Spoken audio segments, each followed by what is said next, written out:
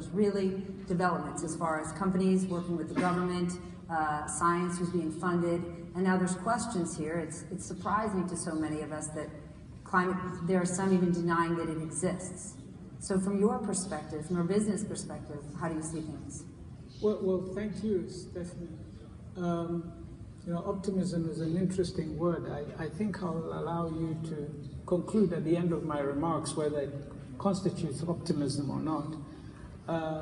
I'm a telecommunications entrepreneur in Africa, and really, building cell phone networks doesn't really, when there were issues of climate change, I thought of it more or less as droughts and not enough rain.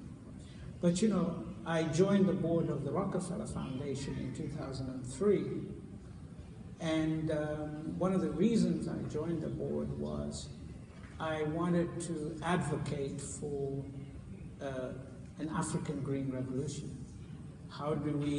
Why didn't Africa have a green revolution? So it so happened that at the time a new president was coming on board at the same time, Dr. Judith Rodin.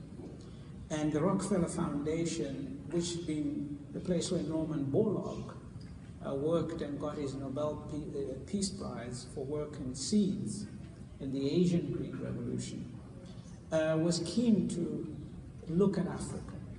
So we set about and we reached out to the Gates Foundation to see if we could create a partnership to try and raise production and productivity in African agriculture, particularly as it regards to smallholder farmers. This kind of put me right in the middle, because having advocated for it, I was then told, okay, so you go on the board of this new institution. So we created something called the Alliance for a Green Revolution in Africa, which promotes the interests of 400 million smallholder farmers. So one of my first missions in this new role, I bought myself I'm a tech entrepreneur, but I went into the rural areas with Kofi Annan.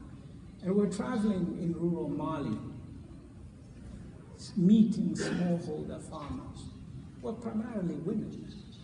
And I'll come back to it when we talk about other issues around climate change, like security, because there were some amazing observations. But as we talked to these smallholder farmers, and we said, what are the issues?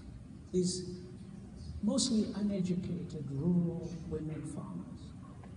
They said, Mr. Annan, it's climate change. The weather is changing. I said, are these droughts? They said, no, these are not droughts.